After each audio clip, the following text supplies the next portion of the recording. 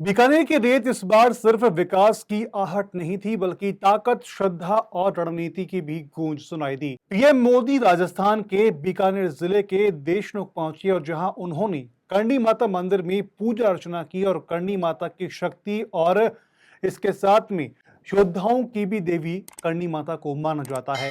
और यह मंदिर सिर्फ आस्था का नहीं, बल्कि राजपूताना परंपरा और शक्ति का प्रतीक है।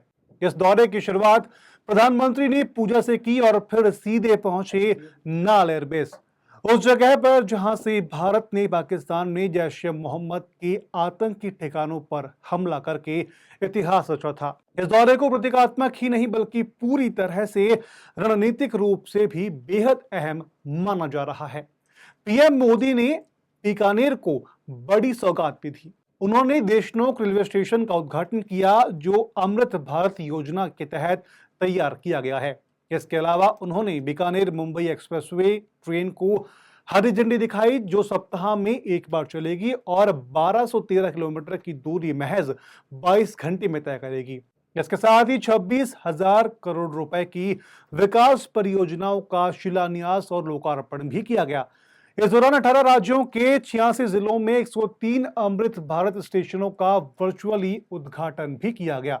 दौरे का सबसे अहम हिस्सा था नाल एयरबेस का दौरा, जहां से ऑपरेशन सिंदूर को अंजाम दिया गया।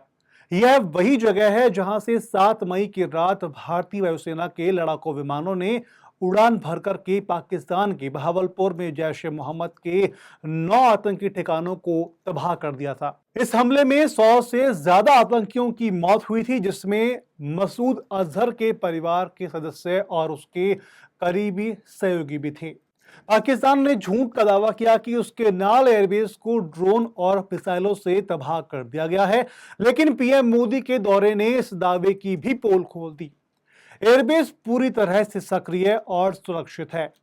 नाल एयरबेस की सामरिक भूमिका बेहद ज्यादा अहम है। यह पाकिस्तान सीमा से मात्र 150 किलोमीटर की दूरी पर है और यहां पर एचएएल तेजस के साथ में कई आधुनिक फाइटर जेट्स, कोबरा स्क्वाड्रन भी तैनात है।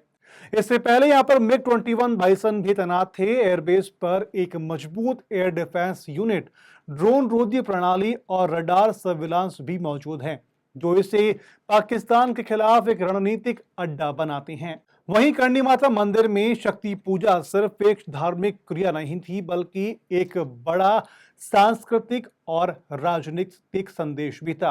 यहाँ की पूजा भारत की आत्मरक्षा और आतंकवाद के खिलाफ जीरो टॉलरेंस की नीति का प्रतीक बनकर के उभरी है। पीएम मोदी ने करणी माता के चरणों में देश की सुरक्षा और विजय की कामना की और यह पूजा बीकानेर की जनता को एक भावनात्मक संदेश का जुड़ाव भी देती है, जो भाजपा की रणनीति का अहम हिस्सा हो सकती है।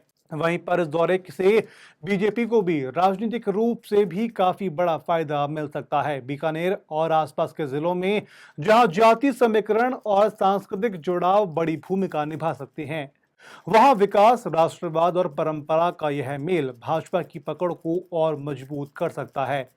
पीएम मोदी का यह दौरा सिर्फ योजनाओं का उद्घाटन नहीं था, बल्कि यह एक संदेश था कि भारत अब न सिर्फ सीमाओं की सुरक्षा में सक्षम है, बल्कि आस्था और शक्ति का संतुलन बनाकर के जनता के दिलों को भी जीतने की रणनीति पर चल रहा है। तो क्या वाकई करणी माता की शक्ति पूजा और नाल एयरबेस की ताकत बीकानेर की तस्वीर बदल देगी?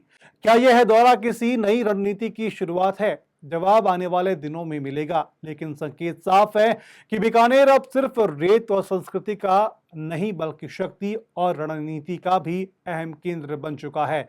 आप पीएम के दौरे को लेकर के क्या सोचती हैं? कमेंट सेक्शन में कमेंट करके हमें जरूर बताएं। वीडियो को लाइक करें, शेयर करें और चैनल को सब्सक्राइब जरूर करें।